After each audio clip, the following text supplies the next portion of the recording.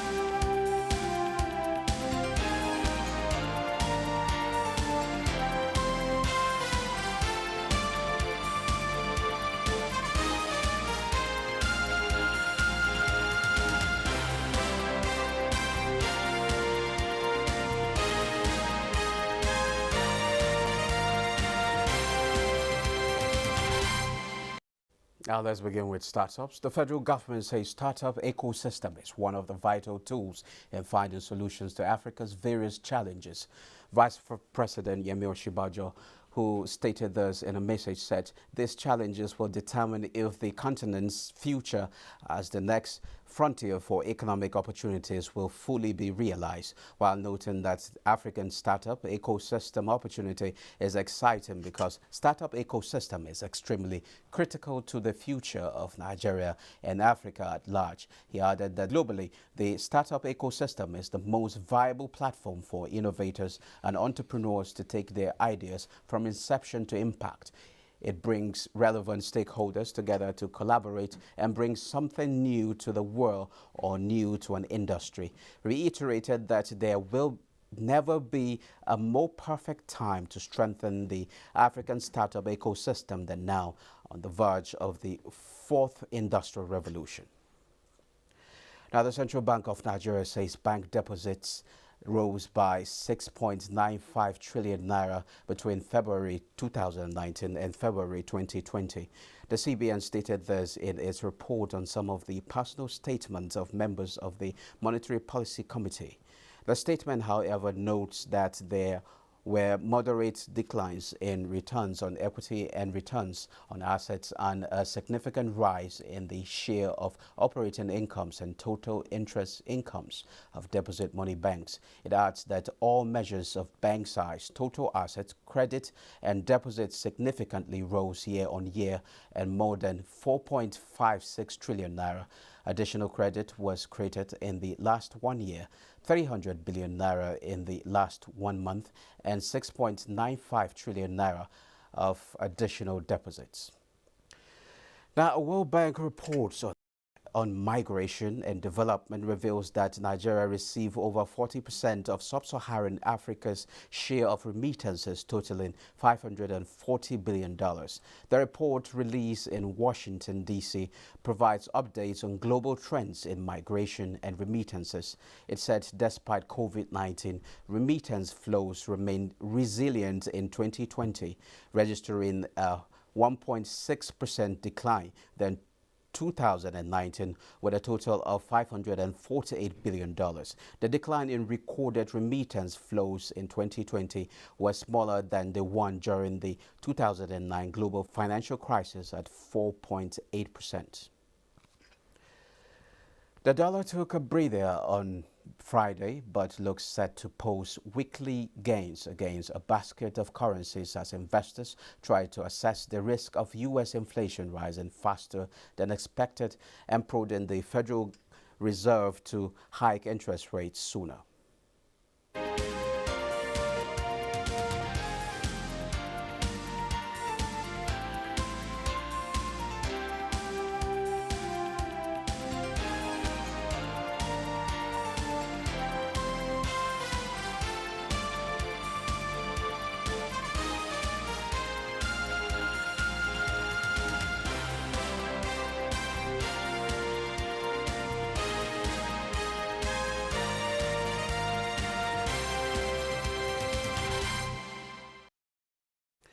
The Naira recorded marginal depreciation at the official window after the Central Bank of Nigeria announced indefinite extension of its Naira for dollar scheme.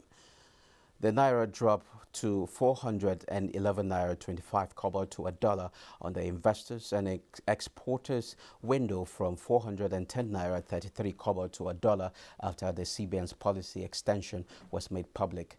At the parallel market, the local currency on Thursday remained unchanged at 483 Naira to a dollar, same rate it has maintained since the policy extension on May 8th. The CBN had promised that the new policy will provide Nigerians in the diaspora with cheaper and more convenient ways of sending remittances to the country.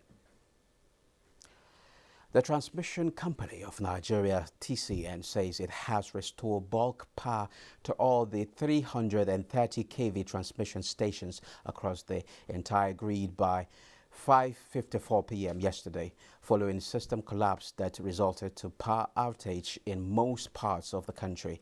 330 kV substations feed 132 kV substations through which distribution companies offtake electricity and deliver to customers.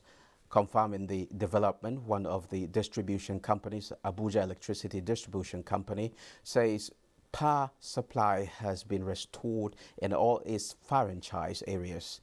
TCN had on Wednesday reported total system collapse of the grid as a result of voltage collapse at some parts of the grid, with a commitment to restore full supply as soon as possible. Now let's take this public opinion on issues around the power sector as compiled by Muplan Dakok. At this stage, the way Nigeria is, to me, I don't expect we should be having power failure at any time. If we can supply to other countries, I don't think we should have this kind of experience. The one that is more concerned to me is that the poor electricity, services, because the light is not even constant. It should have been very preferable if the tariff is higher and the electricity is constant. At least you know that what you are paying for what you are using. The situation in the country is pathetic, and the government claims to be doing something. We hope that all these things they are telling us they are doing very soon we'll start seeing the result, because for now they are doing their best, but their best is not really good enough. My own concern is the Republic of Benin are generating light for Nigeria, from Nigeria here, and they are enjoying light day and night. Why are we are the owner of this thing? We don't enjoy the light. If government want to increase the tariff, let them increase and enjoy what we are using money. Only for our economy to try to boost, we need to work on our power supply. We need to have an accurate and efficient power supply for Nigeria. There's no investor that can want to invest in any economy that there's no guarantee of power supply. There has been a recurring decimal power system collapses affecting households and business entities, with the latest being this Wednesday. Though power has been restored, how do we forestall its recurrence? Is our focus on the program for today.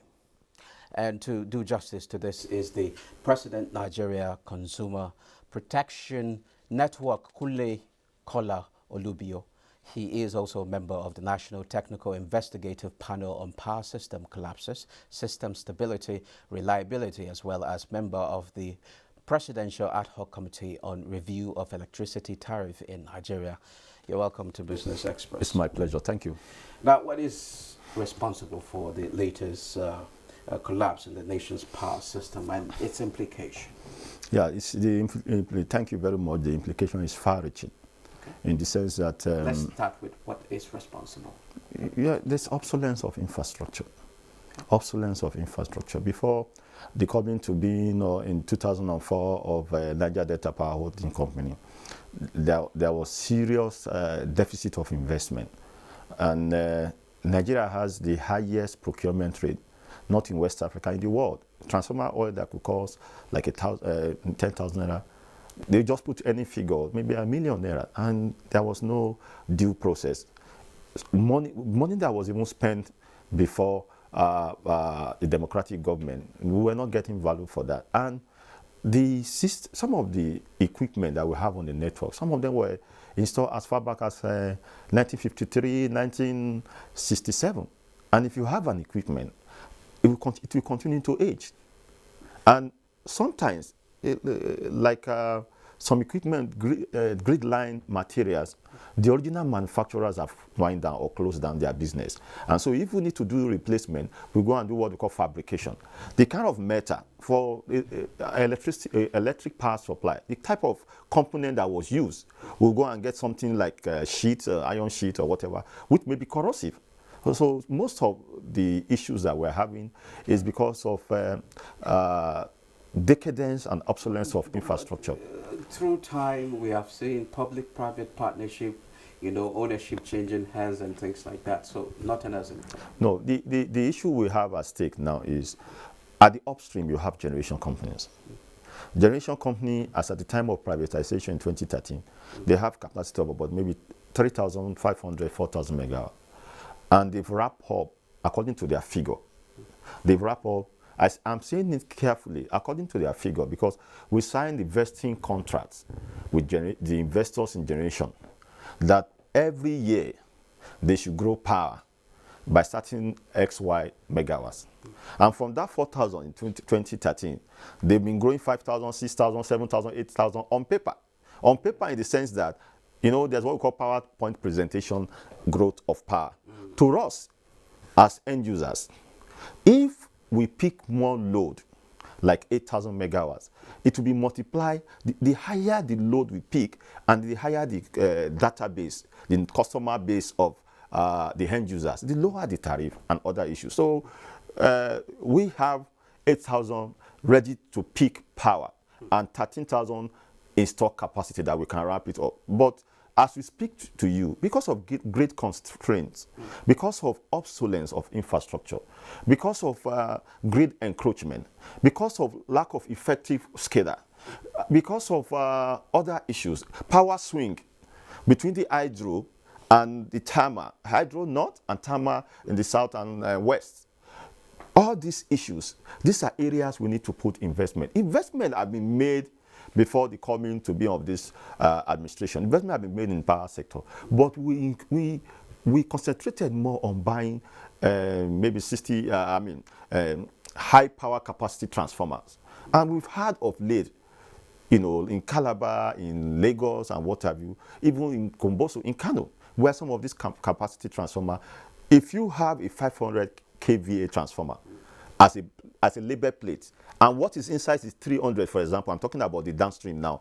If you put a load of 500 on it, it will be overloaded and it will catch fire. It will go ablaze. So what I'm saying is that even at that level, until this Abdulaziz, the acting MD, most of the equipment that the TCN, used to bring in, that was part of the establishment of NEMSA. I presented a paper for the establishment of NEMSA for standardization.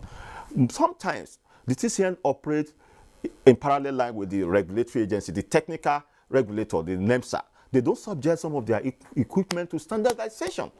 We've raised such issues. So now we have challenges of obsolescence of infrastructure, we have challenges of SCADA, and we have challenges of some other different level of system protective devices. They are obsolete. And so government of late, through the CBN, World Bank CBN, has packaged a 120 billion facility for provision of the SCADA. And the advice we've given government, which government has acceded to, is that government should run this show independent of TCN.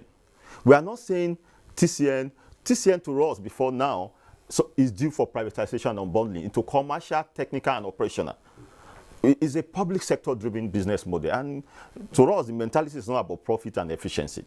So if we can unbundle the TCN, if we can address grid vegetation encroachment, if we can address obsolescence of infrastructure, and Labour is following up on that 120 billion. I spoke with the SA infrastructure to the president this morning. Now on the implications of the latest collapse, can you give us a picture in terms of how it affects the nation, most especially businesses? Yes, we we are window dressing. We are dressing the cancer. We need to do a surgical operation. The first step to go, or the right way to go, is to onboard TCN. Onboarding on TCN to a more efficient and decentralization of the grid management is so unwieldy. It's so unwieldy. If you have challenges in west or south or east, where you have the timer lines, we have hydro up north. If you have challenges, if you lose a station, an area that has capacity of maybe 300 megawatts, or because the grid is interconnected, it will push the load from down till everybody will be shutting down their machines. Okay. But so, is this avoidable? Yes, we need to do more on investment, and no matter what federal government is investing, if there are no regulatory monitoring, if there are regulatory gaps, we will not achieve a lot. And what we have been doing through emails to Mr. President and what have you is continue to make our views known, because the cost implication of this is that it is so embarrassing, a global embarrassment, that we are celebrating 5,500 megawatts. Maybe if you attempt to do 6,000 megawatts, if you want to ramp up power to 6,000 and peak load 6,000 megawatts, because of the limitation, the grid that is kwashiorkor, the grid will collapse. And naturally, the UN benchmark is 1,000 megawatts to 1 million people.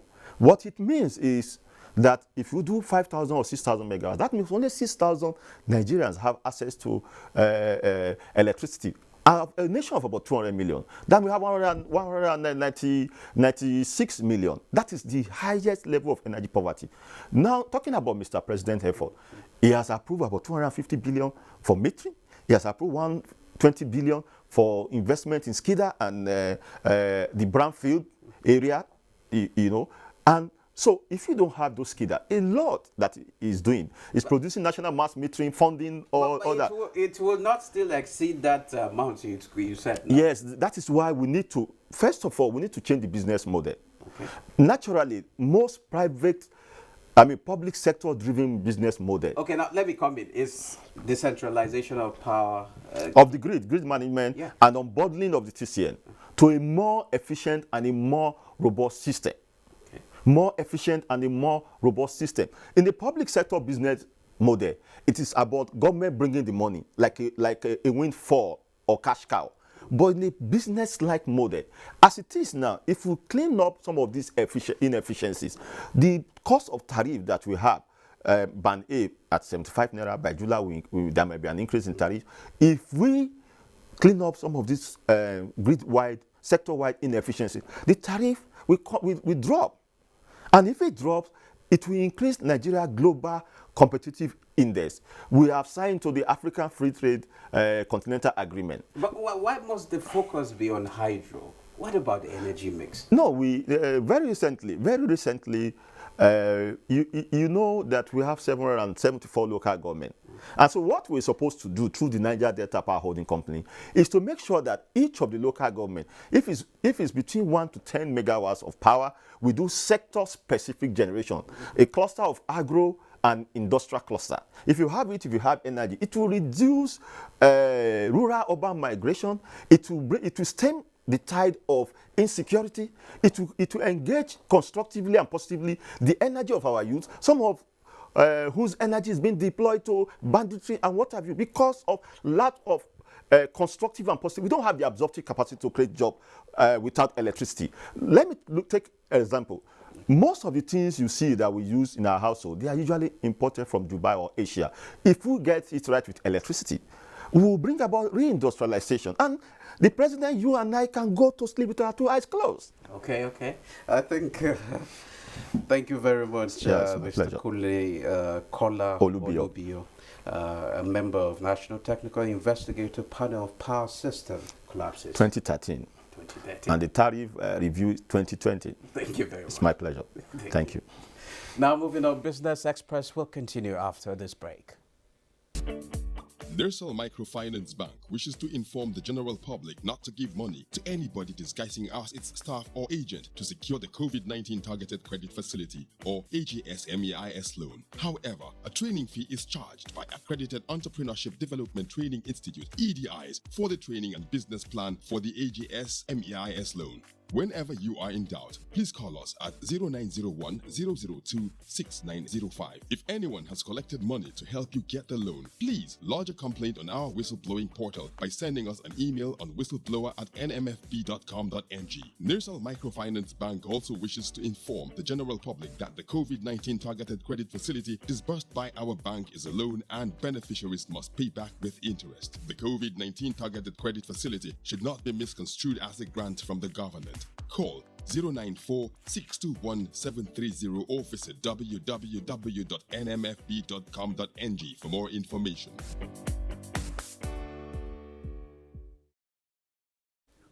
Thank you for being there. Gold edged lower on Friday as the farmer dollar made bullion more expensive for other currency holders, although a pullback in the U.S. Treasury yields limited losses for the safe haven metal. Let's now see the graphical illustration as put together by Olayinka Ojo.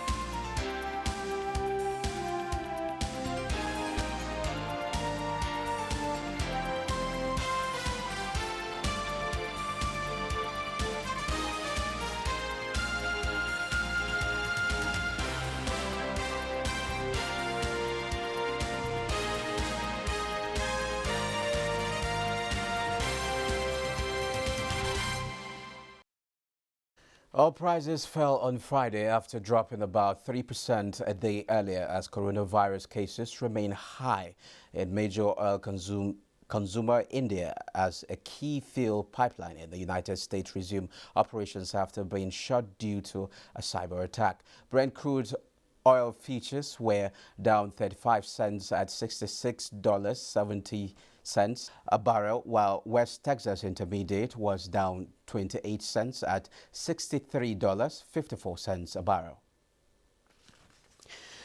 Now, turning our attention to equities markets. Trading on the floor of the Nigerian Exchange Group closed this Friday on a positive note after closing for 2 days public holiday. The NGX All Share Index advanced 0.18% to close at 39,431.57 basis points. Now, stocks in Asia Pacific rose on Friday following an overnight bounce for stocks stateside. Stocks rebound as Federal Reserve officials calm inflation fears that have been ongoing this week. In Asia, the Nikkei 225 jumped 2.32% at 28,084.47 to lead gains across the region. Mainland Chinese stocks also closed higher, with the Shanghai Composite rising 1.77%, while in Hong Kong, the Hang Seng Index gained 1.11%. Markets in Europe received a strong handover from Asia Pacific, where Germany's DAX added 0.4%, with London's FTSE advancing 0.75%, while CAC 40 of France rose 0.58%. U.S. stocks were also higher in early trading on Friday after all three major averages snapped 3-day losing streaks. During regular session, the Dow advanced 434 points for a gain of 1.29%. The S&P 500 and Nasdaq Composite gained 1.22% and 0.72% respectively. African markets traded in mildly positive territory on Friday after a 2-day public holiday to mark the Eid al-Fitr celebration. South Africa's JSE Africa Top 40 jumped 0.42% at 60,463.99. Namibia overall index 0.02%, and Ghana's GSE Composite rose 0.18%, while Kenya was the odd one as the Nairobi All Share Index depreciated by 0.98%. That's Global Markets. Nneka Okoh. Well, thank you, Nneka. This is where we end this edition of Business Express. Remember to keep in touch with us. Do send in your comments, observations, and suggestions. Also be informed that all previous episodes are available on YouTube on the NT's channel. You can also communicate with us on Twitter, and the handle is NTA News Now, and the hashtag is BizX. Business Express returns on Monday at 3 p.m. I am Musa Abubakar saying stay safe.